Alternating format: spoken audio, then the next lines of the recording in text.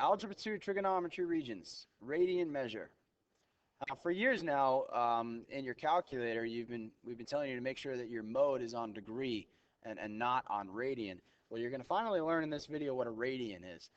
We still keep our calculator on degree for the majority of what we do, but now you're going to have an option whether you could work in radian or degree on some things. But typically, for most or if not all of what we're going to do, we're going to still keep it on degree, but I wanted to point out that you have seen the word radian a few times before. So anyways, what is a radian? Well, it's basically another way of measuring an angle, but it's measuring an angle in terms of its arc, because we've been working with circular angles. So let me read this definition to you. An angle's measure in radians is equal to its arc length in radius lengths.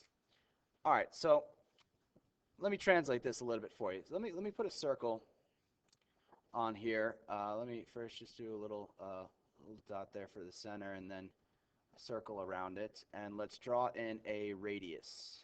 So here is a radius length. So we know that our angles can be something like that, and then we'll use angle. Let me get my pen tool. We'll use angle theta to represent this angle here.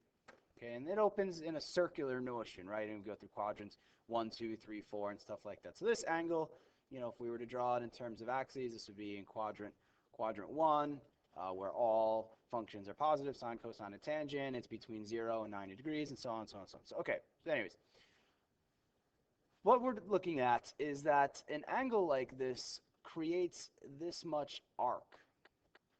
And we want to measure this angle or this arc in terms of this radius. So really what I'm saying is here, take a look at this radius. Let's just give it an arbitrary number. Let's say this radius is 5. Now, let's say that this arc, and I tried to draw it so it kind of looks like that. If you were to take this radius length, it kind of looks like this arc length. Like if you were to cut this arc here and straighten it out straight, it would be about this. So let's say it's actually the same. Let's say it's also 5. So this radius is 5 and this arc is also 5. That means that this angle here would equal 1 radian. See, the word radian is basically like radius length. Like this arc is 1 radius length. So the angle is 1 radian. And if I were to change it, let me draw another, let's say here, let's say this one would be about 2 radius lengths. And so what I'm saying is that this arc here, if this arc is 10, double the length of my radius, then this angle here, this whole thing, would be 2 radians. And by saying it's 2 radians, what I'm really saying is that the arc is twice my radius length. So what we're doing is we're just measuring the arc in terms of how many radius lengths the arc is.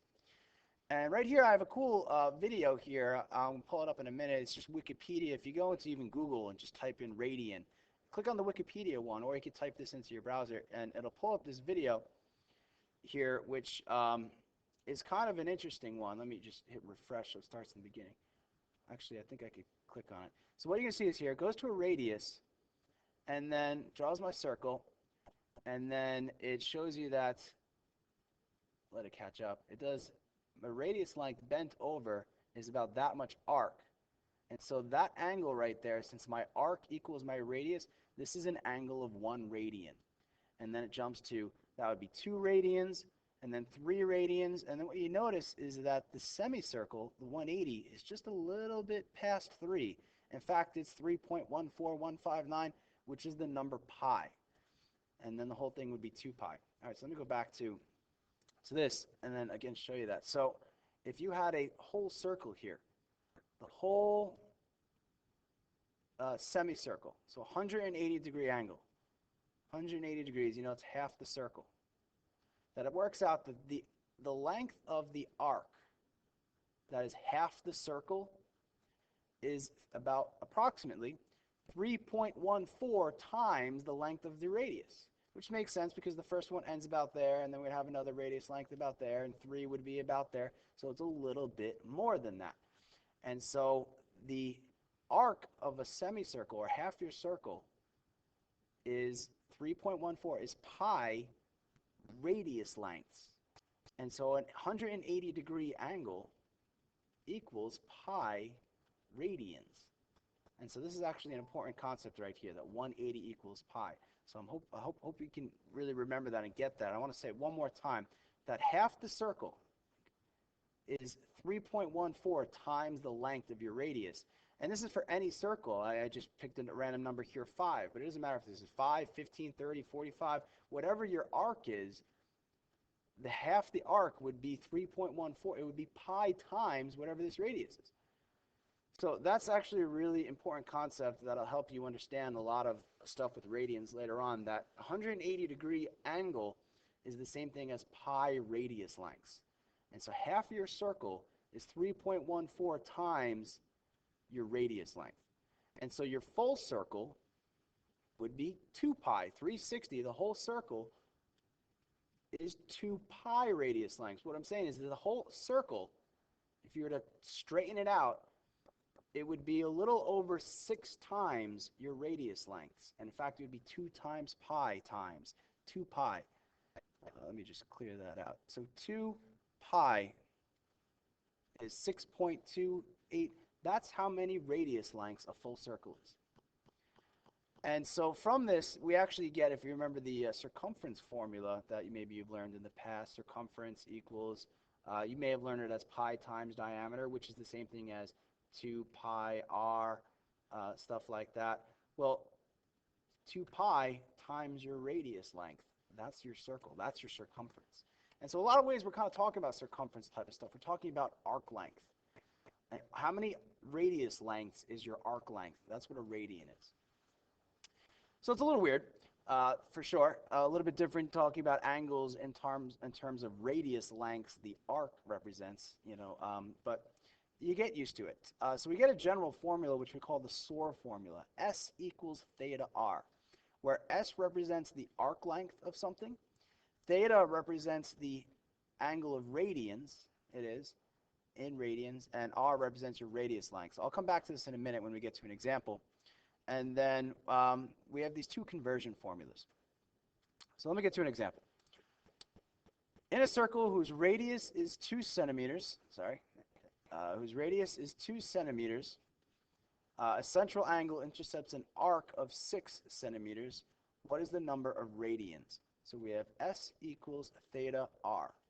So S is the arc, angle is the radian angle, so the angle in radians, and r is the radius. So you have to make sure to not confuse radians and radius. So radians is the angle, radius is the radius.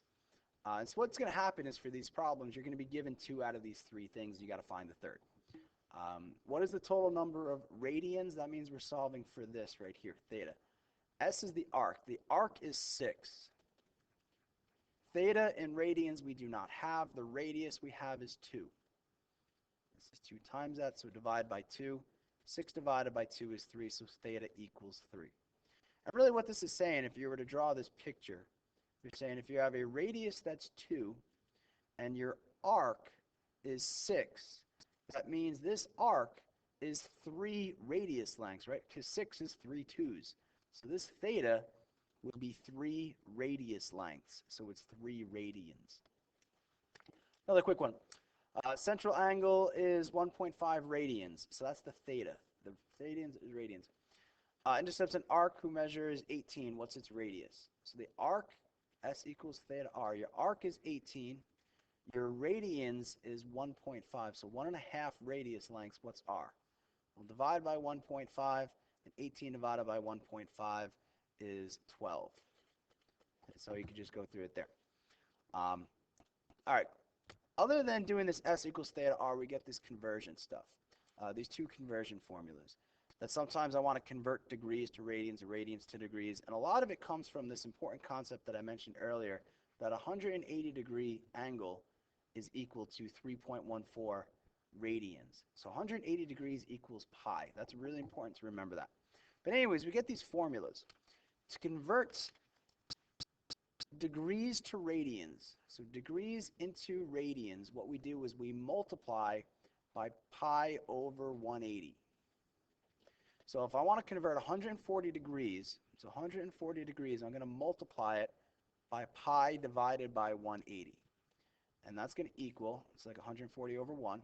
Multiply the top is 140 pi. Multiply the bottom, 1 times 180 is 180.